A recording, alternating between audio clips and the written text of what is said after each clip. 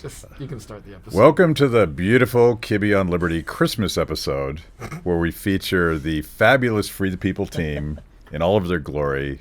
It's quite possible we were up late last night celebrating Christmas-y stuff. Some of us much later than others. Yep. Yeah. Some of us, not mentioning any names, Matt, did the classic Irish exit. I love the Irish exit because he's a professional at it. Yeah. I mean, no, people didn't even know I was there in the first place. I'm that good at it. But I thought this year, like we did this last year, and it was kind of a beautiful shit show. But I was hoping to be more focused this year and just talk about projects that each of you have led at Free the People this year, which are really just conversations that we thought were the most important issues, the most important projects we could have worked on. And why don't I start with you, Logan, because we just finished. Well, we're not finished, but we've been reviewing and arguing about the final-ish cut of your latest project. Yes. Well, as you know, I am a relentless optimist, and it's been difficult these last couple of years to be an optimist because things have been really terrible. But I've been desperately searching for a silver lining. And one of the things that I noticed was happening was the government school system has failed parents so badly, so catastrophically badly throughout the whole COVID situation, that a lot of them are starting to wake up and realize how flawed that system really is. And so I wanted to do some kind of a documentary highlighting people's decision to remove their children from the government school system because of COVID or because of other pre-existing failures of the school system. And we found a bunch of really interesting mothers and families with kids, and they have decided that they want to take their kids out of school and teach them at home themselves. And we're telling their story about the horrible things they were forced to endure doing like Zoom schooling and all the COVID protocols in the classroom and not being able to communicate with teachers and just having no help or guidance from the system whatsoever, and to a place where they're taking charge of their children's education and they're spending a lot more time with them and they're a lot happier. And so it's a really nice, moving, inspirational story that sort of shows a silver lining of COVID, that we're exposing the cracks in some of these failed systems that have been there for a long time. Mm-hmm. You know, the thing I like about it is one of the biggest challenges we have when we think theoretically about a potentially different way of doing things is it's always sort of this theory about how a marketplace for education would actually work.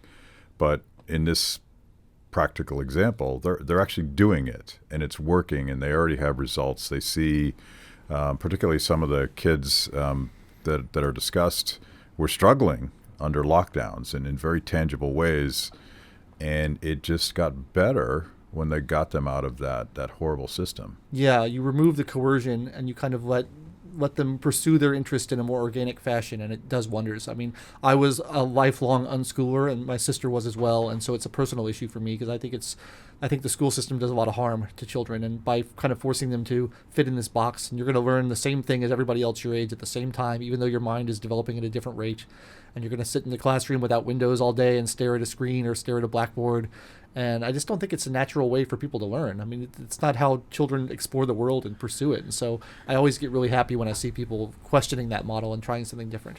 I feel like it's, like you said, we have to almost thank the pandemic for this silver lining that's happened, you know, because it made it so clear what was happening in government schools. I mean, when you actually see pictures or video of kids with masks over their faces, you know, all sitting in the desk, it just has a different feel, kind of an eerie feel about it. So I'm kind of excited.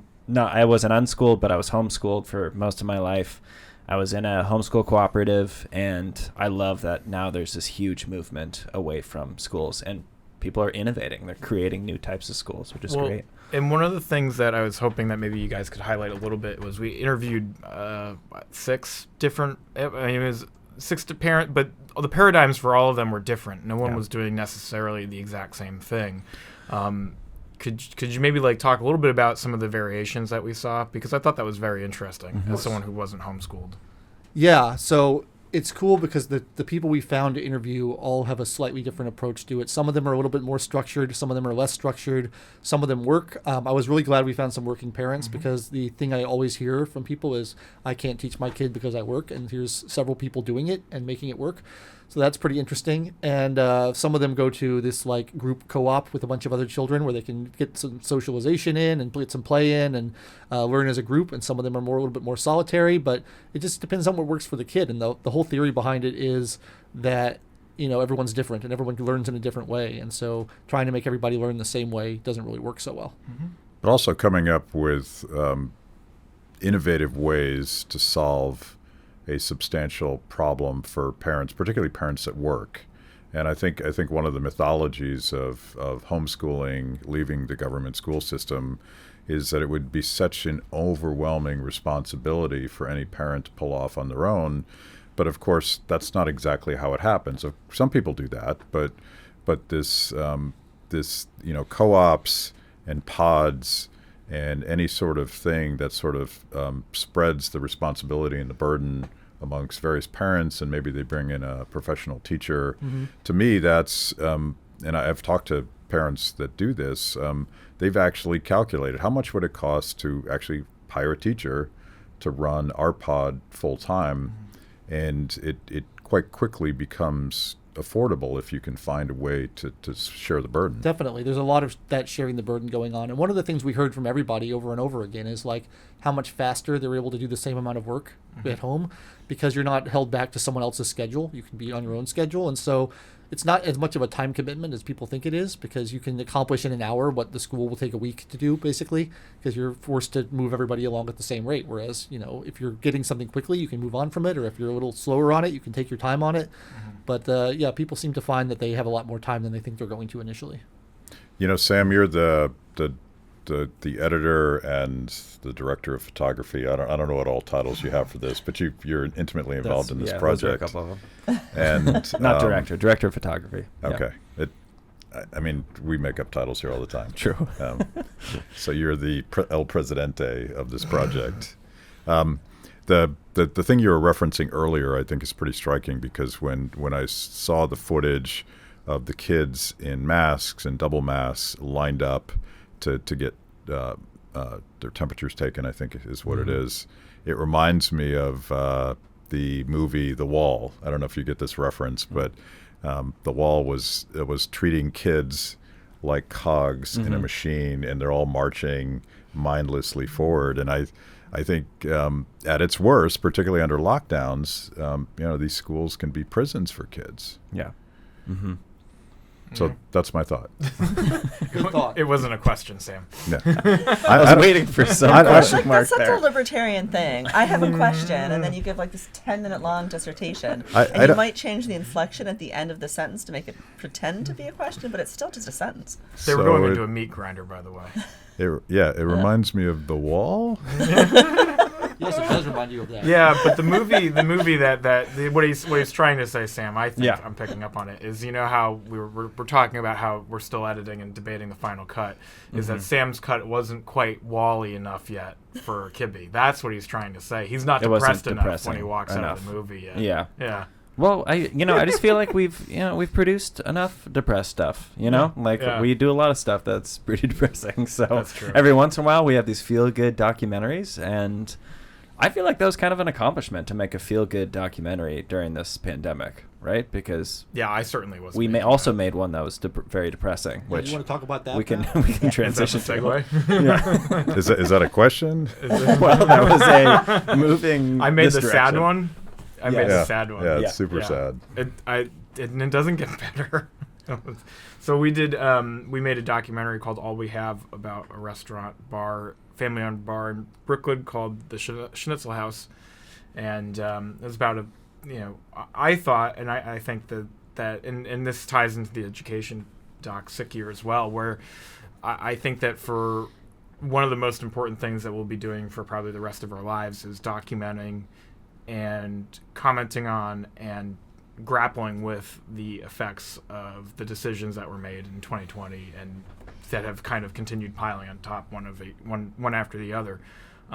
So it's really, I think all of this work is really important, and whether people watch it now or watch it 5 years from now or 10 years from now, I think it's going to be relevant in some really awful ways. And you know, Well, tell a little bit of the story. I will. I'm getting to it. Hold sorry. on. I'm leading up to it. Just give me a minute. What's your point, dude? My point is there a question? Yes. My point is that the reason why we produce the films that we produce this year, so Sick Year, All We Have, is because we're trying to capture what's happened. And so All We Have was about the effects that the lockdowns and restrictions and mandates have had on the restaurant industry.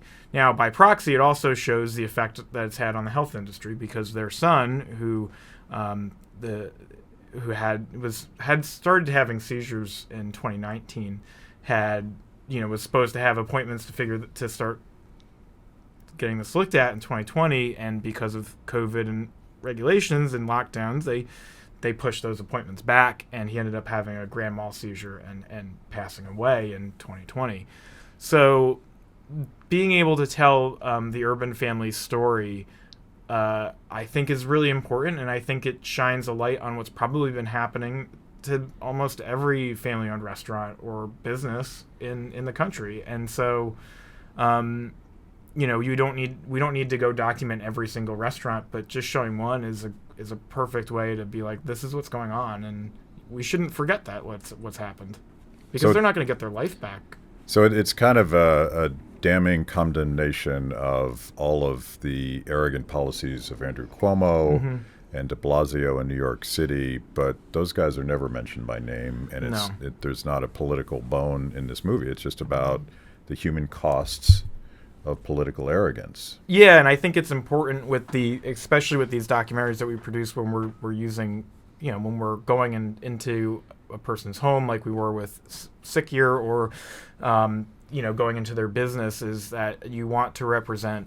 the truth and not, I don't want, you know, All We Have wasn't meant to make a political statement. It was just supposed to say, this is what happened. Right. I mean, it was a very personal, intimate story about what happened to this family. I mean, I've talked about this at a number of different conferences, and it's really hard still to this day for me not to tear up when I'm talking about it on stage, which can be kind of embarrassing. But it's a beautiful story, and like you said, it's not political, and we've won so many awards for it, and not just in our libertarian space. But what I think is so special is that we've been recognized and winning awards in New York City film festivals. I mean, we won Best COVID Film, and it was the New York Television. Yeah, they all have the same name. Like, all the festivals in New York are all New York something festival. Right. And so then just last month it was shown as part of the New York City Shorts International Film Festival. Yeah. And I think that's really cool. And next week we'll all be down in Miami, and we're a finalist for the Lights, Camera, Liberty festival down there. Although I guess by the time this airs, we'll know if we were winners or losers. Let's just call ourselves winners. Yeah, all right, we're winners. We're winners. So, well, and it was cool seeing it in a movie. We went, you know, the one festival they had it in person in New York, and so we went and they showed it in a movie theater, and that was cool. I mean, and we got to see it when it screened at Anthem at Freedom Fest over the summer. That was in a really cool movie theater as well, and that was the first time that I think we'd seen any of our films on a movie theater, which is cool. And I will say, I mean, you know, we do these films and we produce them, and we generally are just looking at them on our computers. And the first time that Matt and I saw, I guess it was How to Love Your Enemy at Lights, Camera, Liberty Festival or training session this past summer, and we saw it on a big screen, and we were both like, holy shit, that looks really good on a big screen. We were like kind of blown away. I guess I shouldn't say such nice things about your work. But I was going to say it transforms the experience, though. It definitely transforms the experience. Right, I mean, it made it. I thought that, because I hate, you know, I don't like things after I'm done with them, and so I was shocked when I watched All We Have at Anthem, and I was like, oh wow, I like this actually, like I've watched it a billion times editing it, and it hit me differently watching it, you know, on a movie theater. But it kind of like and I'm the guy that Terry picks on for quoting dead economists, but I will Rightly do so. it anyway because I'm allowed. But the whole point of Free the People is to try to translate complex ideas and libertarian values into an emotionally compelling story. And to me, as the dork economist, I see Bastiat's story of the seen and unseen. And we've been struggling since the beginning of the pandemic to deal with this supposed trade-off between health and wealth. And we're all accused, because we say things like, if you shut down the economy, you're going to hurt people. The retort has been, well, you just care about money, not people. And of course, this film captures the human costs of the lockdowns in a way that all the data about excess cancer deaths and all that stuff, like, people don't care about data, but they care about that family and they care about that son. Yeah. It's I don't know. I that's why I said that's why I say though, I think that so much of our work for the next forever is going to be still dealing with the ramifications of last year. I don't know how any creative person can create anything after what's gone on and not be thinking or commenting on it. Yeah. It's shocking that it's not. It's shocking to me that there aren't that there isn't this large creative movement around this yet. I'm very surprised. I think it's happening. I mean, there's been obviously such monolithically imposed group speak on any conversation about COVID or vaccines or what you're allowed to say, what you're not allowed to say. But I see, Logan described a counter-revolution in education where parents just have enough and they're like, okay, I got to do something. I'm finally, not only am I seeing the horrible way that they teach my children, but I'm seeing the curriculum that they're teaching them. I see a counter-revolution, people realizing the human costs and not just in terms of lost businesses, but lost lives. And the third piece of it, which is what you've really focused on this year, Sam, is sort of the group think part of it, and the idea that we would give up our civil liberties, including the right to speak our minds, for some supposed top-down imposed greater good. Right. Talk about some of those projects. See, there's a question at the end of that. That's such a good question. Was it talk about some of those projects? That's not a question either, is it? That was a directive. So why did you do these projects, and what were they? I did a series called Freedom Over Fear, which I worked on with Logan over here, and Cult of Wokeness. And we started this at the beginning of the pandemic, and I think for me is just, and for all of us, it was really clear early on that this wasn't going to be good, and I think the series, more than anything, is just a warning about lots of different issues, about how the government can take away your rights in a state of emergency. And then we go back in history and we look at examples in history of how they've done that in the past. The most recent one I did was called Submission, Not Safety, because I really wanted to dig into, something that libertarians talk about a lot, but I don't think normal people really understand that these rules, these mandates, haven't made any sense. Like, they haven't worked. Yeah. And so I dig into it and I look at, if this was about safety, if this was about health, why aren't we talking about natural immunity? Why aren't we talking about natural ways to boost your immune system so your body can actually handle a virus like this? Why aren't we talking about the obesity epidemic in this country right now? It's just, and I noticed this from the beginning because I'm into natural medicine. I'm into using as few pharmaceutical drugs as possible. But it's this entire time it's been very clear that the policies have been pushing people toward the end goal of the vaccine, and that's it. And that is the only way out of this pandemic is the vaccine. And we can't talk about any other forms of treatment because that would distract from this vaccine, which, by the way, doesn't work that well. and nobody's really talking about that. And then, I mean, You just got this video killed on Jeez. YouTube. Yeah, there's no way they'll Yeah, way to run go. Yeah, But you don't suppose. I'm surprised it hasn't been killed already, honestly. You don't suppose that the reason that the government is really forcing people into getting vaccinated is that they've actually own parts of Moderna and some of the other pharmaceuticals. No, They've invested so Now- much now money we're- into now we're it. totally my canceled. God. Come on, Like that doesn't have anything guys. to do with it, Misinformation. right? If you guys keep it up, we're actually going to get disappeared. Stop following the money trail. Well, yeah, I mean, yes, obviously.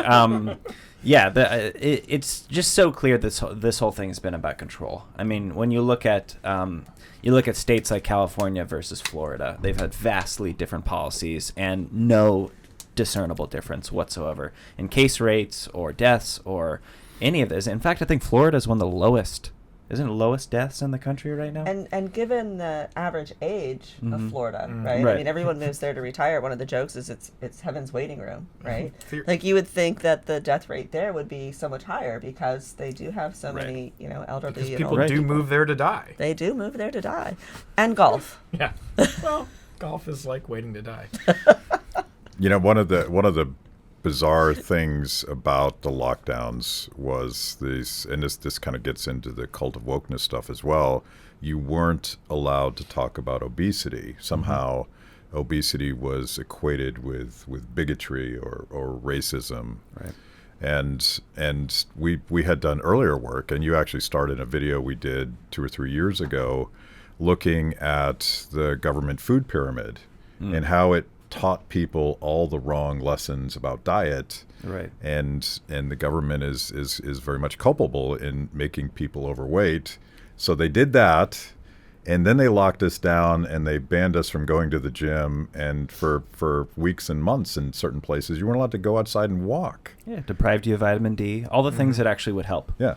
And I've seen data that I forget what the number is, but people got a lot fatter, Yeah, shockingly, totally. being locked in their I houses. can say personally for myself, I gained a few pounds. Yeah, just this panel alone looks good. Except for Terry. Terry looks great. Careful, Kibbe. Yeah. Let's go off script a little bit. Let's talk about these insane parties you throw where in a real world you would get a keg of beer, you'd put a tap in it, you'd put a couple bags of chips out, and you'd invite your friends over, and it'd be fun. It wouldn't be that much work. But that's not how you roll. This isn't Wayne's World, and it's not Kibbe's World either. So what? 6 Christmas trees. 6 Christmas trees, 3 hams, 2 casseroles of macaroni and cheese, And a one partridge in a pear tree. a partridge in a pear tree, 1 large casserole of classic green bean casserole, lots of wine, whiskey, A lot of cases of beer. a lot of cases of beer. Thanks Flying to our Dog. friend Jim Caruso at Flying Dog. He graciously donated the beer for the party. Everyone had a great time. Everyone that came talked about, like, it's the Christmas party to come to. We had people from all over the world come.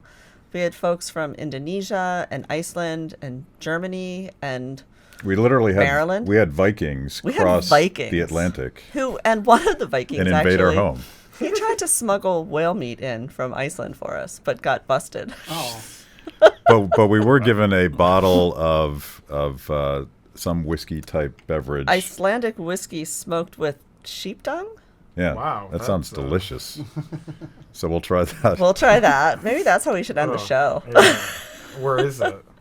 It's in the liquor closet. Yeah. So, you in the want cabinet. to do this on camera? No.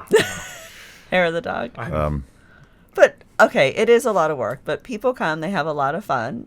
We work our asses off. These guys worked really hard yesterday helping us. We put together that fire That you stick. put together. It turned freezing cold last night. We challenged our guys' mechanical sides, and they put together a space heater for the backyard patio, and everyone was happy about it. No one froze to death. so you're saying you're not going to stop doing this? No, and if you keep picking on me, I'm just going to double down. You can't stop it. It's a tradition. So Terry, So Matt, what did you do this year that was interesting? what did I do this year? Besides planning like an amazing party. Yeah. So we started a really cool project that I'm very excited about called Ciudad de la Libertad. And when we're finished with this project, I'm going to make sure that I can pronounce that absolutely correctly with your proper Spanish accent. It was pretty good. I'm getting It better. was pretty good. And so what we're doing is we're going to look at Miami as the city of liberty and focus on immigrants that have come there from all over Latin America. I mean, people are coming here searching for their versions of freedom and liberty. Like, people think that Miami, it's all Cuban people that come there and they are all, fleeing Castro and that's why they come. But people are coming there from Honduras and Venezuela and Mexico and Guatemala, and they're all coming for various different reasons. And we're starting to source our subjects for it. And we have the first shoot scheduled for next week with this amazing artist named Carlos Luna. CarlosLuna.com if you want to learn more about his story or wait for the film to come out. So he was an artist. He started drawing and painting at a very young age, and he left because he said, I would not be able to produce my art if I stayed in Cuba. I have to leave. And if anyone that studies socialism and communism, they go after the artists first because those are the people that affect popular culture. And so they are the most dangerous. So we were introduced to Carlos. Matt and I spent a day with him in his studio in Miami. His art is amazing. His story is great. He fled Venezuela. Cuba. Sorry. He fled Cuba, went to Mexico, lived in Mexico for 10 years. 10 years. Met his wife there, and they came here on a special visa that allows artists and people with very special abilities to come. He has this great studio. His art is shown in art festivals and exhibits all over the world. And it's a very, very awesome style. I don't even know how you pronounce it. I'm not even sure I've even seen anything close to his style. You're the artist. Is there anything similar? Like he all of his paintings have a lot. He has this whole iconography that he works throughout his paintings, which I think is really cool. And there's a language in there, and there is also literal language on many of the paintings, and so one of the things that I think is really interesting about his work is that the more that you know about him, the more that you know about where he's from and his upbringing, the culture, the more that his paintings start to mean. Right. So there's a lot of symbols going on, and one of the things that we're hoping to do with our profile of him and in this film is to, talk about what happened in Cuba, why he had to leave, and use his paintings to do that, because that's how he's chosen to deal with these things. And he kind of divides his art into two factions. There's like his political statements that he has to do, and then there are things that aren't so political that he says may or may not sell better. Yeah, and I don't like that. Like, I know that he used the word political, and I think that it's unfair to his work because they're all personal statements. Right. But I mean that's how he described them. But my favorite is titled, and it's written right there on the painting. It's Mr. C.O. Jones, which if you read it as a word, it's cojones, and if you know your Spanish at all, you know what cojones means. And it's a depiction. What does it mean, Terry? Balls. Really? Okay. Yeah. Yes, indeed. See, I think we're still allowed to say balls on I think so. YouTube. I don't know. But the painting is a depiction of Perseus cutting the head of Medusa. And in this case, Medusa has the face of Castro. And the tentacles that are coming out of Medusa's head actually all have eyes in them, which symbolize the all-seeing regime. And it's such a striking painting. It's actually been purchased by one of his longtime clients. But it's kept in Carlos's studio because the client said, I don't think my wife would want this hanging in our living room, so just use it for your exhibits and keep it here and keep it safe. And his wife is pretty amazing too, Claudia, and I think she summed everything up. We were having a conversation after we had this amazing tour of his studio, and he was talking about all of his art, and they were telling us their personal story. And she said, when they came here to America, they started getting invited to a friend's house for Thanksgiving. And Claudia was like, I didn't get it. Like the concept of Thanksgiving is such an American thing. She's like, it made no sense to me. And she said, until I think it was maybe 3 years I was here and I was having Thanksgiving, and I said to, Carlos, I'm like, I get it now. We're pilgrims also. We came to America searching for freedom, just like the Pilgrims did, and it kind of summed up what we're trying to show with this film. So now Claudia has to tell that story on film. So like Logan, you have a new book, and we are going to feature it on the episode after this one airs. But I'm thinking back to something Terry said that I think is one of the ways we can connect with young people who may be flirting with so-called democratic socialism. It's that this top-down system, however you want to brand it, it's some form of authoritarianism that goes after the creative types and the artists and the people that deviate from the norm first. It's that should open some eyes, shouldn't it? I would hope so. I mean, you see these memes going around that are like, oh, if only we got rid of, work, if we got rid of capitalism and got rid of jobs, we could just sit around and create poetry all day and things like that. But it's actually the exact opposite of that. It's the art requires freedom in order to make art, in order to be creative, in order to do these things. You can't express yourself in a society that demands that you all conform and be like each other. And that's, an economic freedom as well as a personal freedom. And I think it's really important. And so I'm hoping we can start to connect some of those dots for people and show them that it's not about working in a cubicle. That's not what capitalism is. It's an atmosphere in which you can do what you want to do and experiment and try new things. And I think we're living in such an artistically diverse time. Like, people are really creative and coming up with great things, and they love to be able to do that. And they're not able to see the connection between their economic freedom and that. And I think that's what we have to show people. Carlos has such a powerful way of summing up all of his art, and correct me if I get this wrong, but he's like, you must choose freedom. It just doesn't happen. You have to make that commitment to it. And feeding off of that comment, it's actually why we're making this film. We meet a lot of second and third generation of immigrants from Latin America that have, fled these horrific regimes.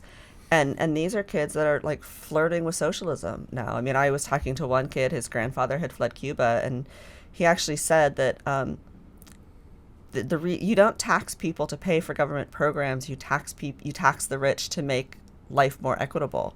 And so these generations are forgetting why their grandparents and parents left their lives, left everything behind to come here searching for freedom, and that's so important. And that's really why we're making the film. And again, just an emotionally compelling story that's going to be completely independent of politics, completely independent of Republicans versus Democrats. I'm probably not going to be allowed to quote Bastiat in this film, but it'll work. I don't believe anyone will be quoting much of anything. Yeah. The other thing that's going to be impressive is his work is all large. It's big, pretty big, and he works in multiple different mediums. So, I mean, he does paintings, he does textiles. He has pottery that is made in a very specific village in Mexico. And then he did what's the little tiles that you put together? Mosaics. That's a very cool. I think they're called the little tiles. The little tiles that you put together in mosaics. That was a really, really cool piece to see. And Terry has also engineered a very cool conversation with Yotel. Yotel. Oh, we'll fix that in post. Yotel. And I actually, during the big protests in Cuba this past summer, I had our friend Martha Bueno on, who is also a Miami liberty-loving Latino. And she was talking about the power of the song that Yotel. 12, dude. Fucking A. We're just gonna jinx this too, by the way. The good news, it's Yotel. Save me here. I think you know what I'm going to say. I have no idea where you're going. He's trying to say that they made the music video. It's a big deal. Right. Helped Cuban revolution that was going on. So answer my question. There wasn't going to be a question. He just wants you to talk about it. Yotel is part of a group of Cuban musicians that produced this song. Patria y Vida. Patria y Vida. Hopefully I said that right. You did. I don't know. Which is a takeoff of, so that's Country or Life, or the traditional way was Country or Death, and so he changed it and did this communist bastard way of saying yes. So he changed it, and this song became like this huge rallying cry for people there in Cuba. There were hundreds of thousands, if not millions of people protesting all over Cuba, and this song sparked it all. I think 2 of the people that are in Cuba are either missing or in jail at the moment. That's what Carlos said. Yeah, but the what do you call a hip hop group? Is it a band? Is it a group? a bunch of Anyway, guys. 2 members of the group who actually lived in Cuba have now been disappeared, which gets back to the point that I was trying to make, which is authoritarians hate creative people because creative people don't think, they don't fall in line, they don't do the things that the dictators want them to do, and then they get disappeared. But like you can't stop. I mean, the song is everywhere. They just won a Grammy, and yeah, we're doing this really cool interview with him. We'll be at the Atlas Network Freedom Celebration. It's not the exact Freedom Dinner? Freedom Dinner, and he is performing his song, and so we put together an interview between Yotuel and our good friend Antonella Marty, who is also with Atlas Network. Yotuel doesn't speak English, so it's going to be a conversation in Spanish with Well, Antonella. I will and master Yotuel, so- Spanish before next week because You- you see, you know that's you see Tuesday how night. natural it You have- rolls off my tongue. That's you have 4 days. He can already pronounce his name. But I think that's cool, and you know, we always sort of aspired to get into cultural space and get away from just economics. I sort of learned the hard way that most normal people don't think about things in terms of supply and demand and disincentives and all the things that I was taught.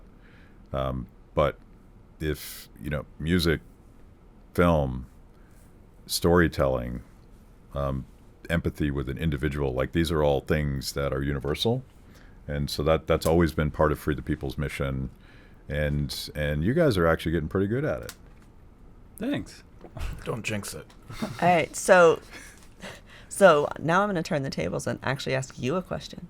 Okay. So what did the team do this year that you're most proud of, or what did you do that you're most proud of? What did I do that I was most proud of? So I am proud of the fact that I was maybe first amongst equals in obsessing. Logan's going to immediately dispute this. Obsessing about the authoritarian direction that lockdowns would take, and I'm proud of the entire arc of our work since March of 2020, because we didn't pull any punches, but we've also tried to figure out ways, like All We Have, to tell that story in a way that would be compelling to people that don't think about unintended consequences of economics. And we're now, I don't know if this is the proudest thing that I'm doing, but we've had some really intense conversations about supply chains. I mean, who doesn't want to talk about that? That's recently released. But it's funny because people, the really smart people that locked us down actually imagined that there was a switch on the wall of the global economy that they could turn off, and everyone, in their nomenclature, they would tell everyone to stay the fuck home. And when everything was safe again, they would just flip the switch and everything would be back to normal. Well, here we are at Christmas time, and people are sort of learning the hard way that a complex economy is not something that can be dictated from the top down. And it's kind of interesting. We were on vacation. It's like the first real vacation that we've taken in a long, long time. I mean, we tack on days here and there when we're traveling for business, but we took a week to go down to the Caribbean.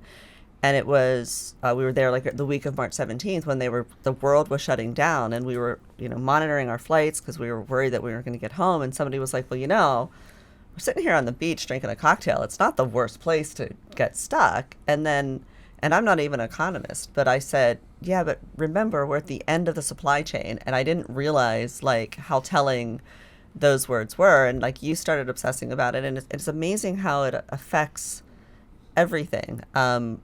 Free the People is a foundation. We're a nonprofit. We were just working on our end of mail fundraising appeal, which is a big letter that we send out. And we were working on this the day that we released this Let's Talk About Supply Chain. And so we're releasing this film, and I'm working on the letter, and I'm talking to our printer to discover that they don't have paper.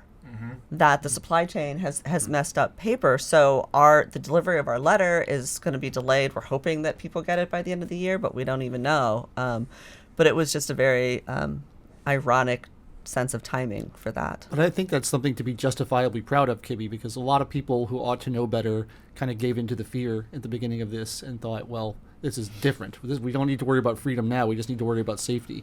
And I'm really pleased that we were all on the same page about that and were able to stand up against this right from the beginning and didn't go through an embarrassing period where we're like, oh, it's okay. Yeah.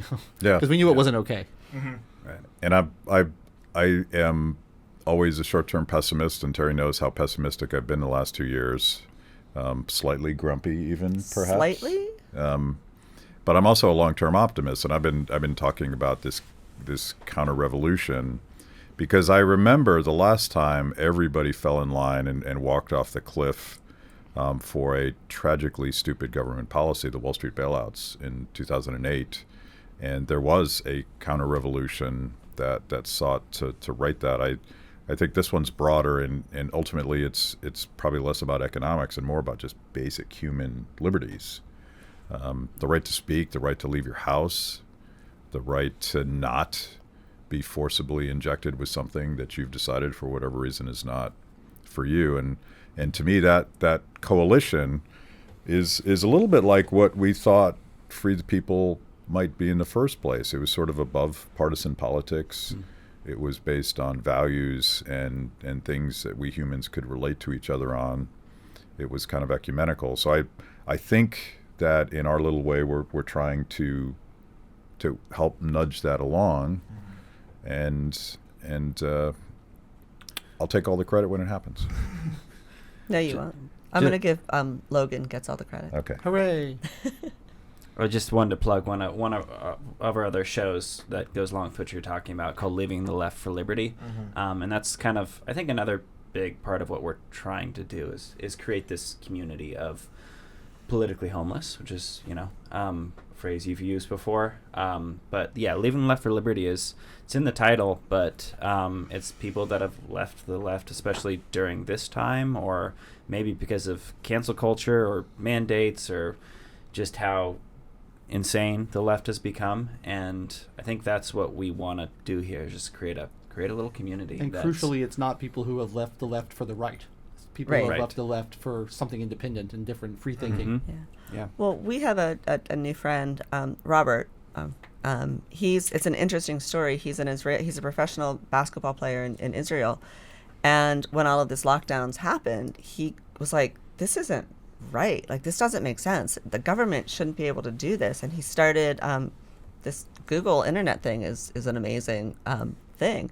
He started researching, and he found Hayek and Mises and Bastiat, and found an organization called Mont Pelerin Society, and through that we connected with him, and we just spent 4 days with him in Guatemala at Mont Pelerin, and it was like a really great like beacon of hope, because like if he figured out, like if we know this one guy that figured it out, then there are so many more people like him out there, and it's really kind of awesome. Yeah. I mean, and this gets to something we've always talked about, is just like the democratization of knowledge and your ability, despite the censors and despite all of the barriers that our overlords want to impose on us, you can go find stuff, you can educate yourself, you can think it through for yourself, and our idea is we're not going to tell anyone what to think, but if here's a different way of thinking about things, and if that turns you on. And going back to Sam's point, I want to give a shout out to Sienna May Heath, who is the star of Leaving the Left for Liberty. And I love the story about how we met her, or how she found us, because she found our content somehow. And I'm going to ask her this. I want her to tell the story. But she found our stuff somehow. And during the lockdowns, we had those Liberty Pubs, weekly happy hours. Are we going to do one this Christmas? I don't know. We were thinking about doing a special Christmas edition, like, look at Matt's face. He's like, no. Oh, come on. It's like an hour next week. It's a bad time to ask them. They might be slightly hungover. Ask us next week. Okay. But it's after we're done shooting next But anyway, so Sienna... No, not next week. It's the week after. It's like the week right before Christmas. It's an hour out of your day. You can relax. So anyway, like I was saying. Were you talking? Sienna found us, and she joined our little virtual family. And we started having conversations, and she, on one of those Liberty pubs, she ended up telling her story, and all of us, I don't know, I don't actually remember, maybe it was your idea, Sam, was like, that would be cool to document that a little bit. And it started off with a documentary called Real Unity. Real Unity. Yeah, so Real Unity competed at Anthem this year, and to me it was a cool experiment in a very different style of filmmaking. And she's kind of I would call her a beat poet, but I'm not sure that's what she is. But she writes beautifully in very vivid and descriptive ways, and she's now hosting a series, the series that you mentioned earlier called Leaving the Left for Liberty.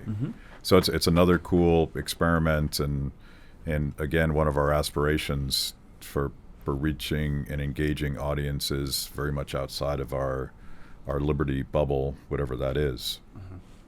Yeah, and by the way, if there's anyone watching this or listening to this podcast that's a creative, I think one of our original visions for Free the People was to make it a creative hub, where it's not just us making the content, but we're actually outsourcing content or finding other people that are in the space that can kind of make creative content under our, sorry, I'm using the word content too much. You hate that. Creative work. Well, let's under our umbrella. Nice stuff. Let's crowdsource a better word than content for the cool shit that we do. Yeah.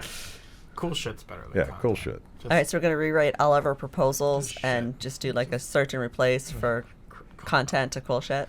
It's just, I don't know. We'll raise billions of I don't have a dollars. better word, but it seems so demeaning. I never put the word content in proposals when I'm writing them, Matt. Because you know it I listen to you. I take your opinion seriously. There's a podcast. We're on a podcast right now. This isn't just a private conversation. We're actually going to run elevator music while they're squabbling during this. But so I think it's time to wrap this up. I feel like we need to kill this before the very last person watching leaves. So Sam wants to impose some kind of professionalism onto us. It's crazy. So That's the fun out of it. He just wants everything to be content. I'm trying to bring this around. So anyway, we survived another year. It was a beautiful year for all of the problems. Knock on wood. It's not over yet, dude. Yeah. Such a pessimist. But as you can tell from all of the holiday stuff, we love the holidays just one here. Tree, There's just one tree here. It's a live one. There, you can't see it, but behind us is an army of nutcrackers. They freak me out because if they ever come to life, you're done. It's over. It's over. Only if Tchaikovsky starts playing, then that's when you really have to worry. Although one of them's got a champagne bottle, so he can't be all bad. Merry Christmas, Happy Holidays, and thank you for putting up with the show. That was amazing. Where can I get more content just like that? It's a great question. You're clearly a discerning consumer of the best content. Make sure to like the video, subscribe, and click the bell. And if you're consuming podcasts, go to Apple, Stitcher, anywhere you get them. I'm in. Kibbe on Liberty, honest conversations with interesting people.